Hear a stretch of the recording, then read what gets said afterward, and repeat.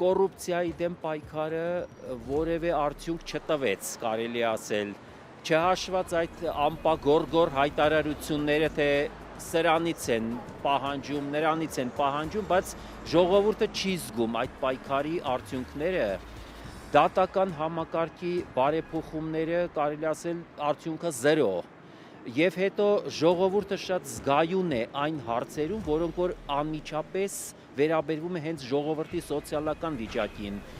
Այդ հայտարարագրերը, քաղաքային տրանսպորտի հետ կապված, ճիշտ է, դա գուցե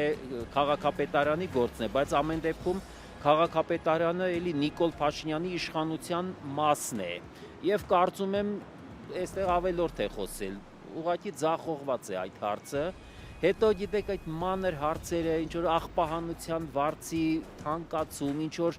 նոր հարկատեսակներ, այդ ամենը մեծ դժգոհություն եւ հիասթափություն է առաջացրել մեր ժողովրդի մոտ։